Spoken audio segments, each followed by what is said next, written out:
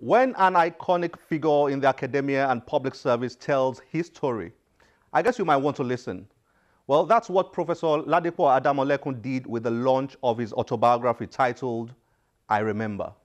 If they want to, so that, Professor Ladipo Adamolekun, a product of Ibadan and Oxford Universities, is a leading authority on politics and public administration in Africa and a Nigeria National Merit Award winner. Only when I read some chapters Recently, at a public event held at the Nigerian Institute of International Affairs in Lagos, his autobiography was launched. To the glory of God and mankind. Congratulations, Ladipo. Congratulations. The 352-page book chronicles the life of Professor Adamolekun and his rise from a humble background to an outstanding career in academia and public service. The book also explores a whole range of relevant issues connected to the culture and values that make society strong. I remember shows me clearly how central family values, religion, lifelong bonding of family and friendship, and the passion for truth and commitment to searching for it, scarce commodities in our current predicament, as it is characterized by crass materialism, have combined to define and shape Ladi's development and maturity.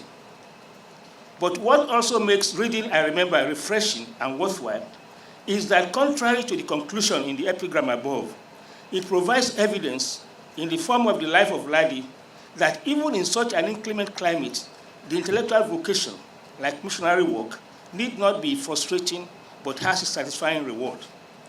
For what has emerged from, indeed, the sub-theme running through I Remember is the recent narrative of a supremely fulfilled life dedicated to the service of state and society and intended to serve as a model in the form of a note for the millennials, which is the title of his closing chapter, for future generations of Nigerians. The book's presentation marked the addition of another important autobiographical work that adds to the telling of Nigerian stories. Tradition of boarding schools. In November last year, I gave a lecture on declining education in Ondo State. And one of the recommendations I made was that at least one public boarding school per local government. I think they have 2 or 3, but there should be more. Because all the friendships we are talking about were made in boarding school. Autobiography and at Christ School. Some have spoken, some have not, and I can see them. Here is Pius, a manager who were in Harding House together. If I look around, I can tell all those, who were in boarding school with me in Akure or Ado-Ekiti. Of course, that's a different level. Not to talk of those, Dotum, my nephew, he has quite a number of his own classmates here who were in Christ School at the same time. So that tradition, it may not be wholesale, but a significant number of boarding schools, I think we do a lot to raise the standards, both of values, actually, both values and standards of education, because you learn through that process. I Remember was published by Safari Books, and the publisher took the opportunity to address the important matters regarding the author's primary sector, education.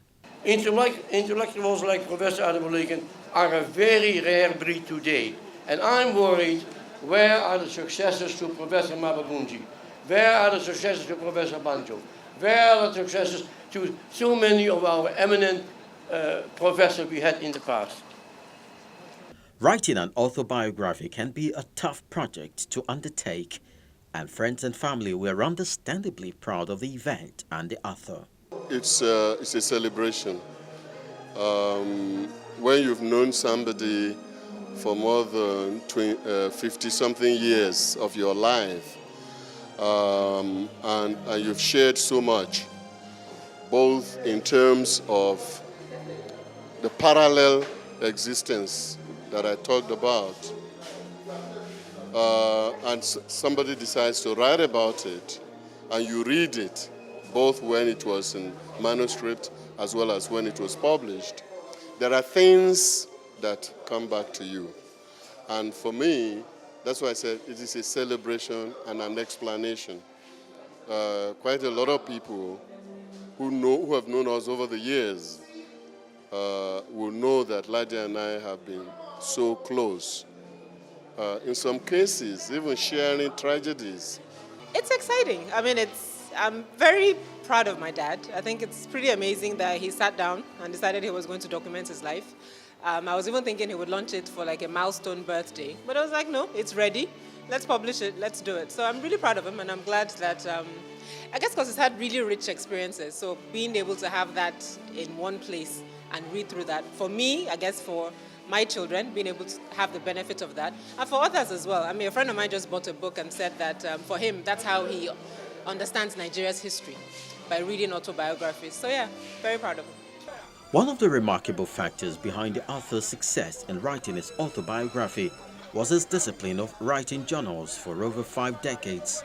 The fact that, for example, he started writing, jotting down his notes through his diaries from age 19, keeping a journal, is one that we are trying to incorporate into the younger generation, to keep a journal of all that they're doing as a record for the future to capture and to also share with generations behind them.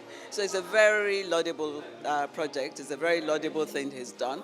Of course, he's an erudite scholar, and he's a very disciplined person. It takes a lot of discipline to write a book, and that's a lot of admiration I have for Professor Adamolekun. The author explained how those journals and other writings helped him tell his story. When you write autobiography, they are your recollections, your memories. But in my own case, I've been keeping diaries since I was 1962.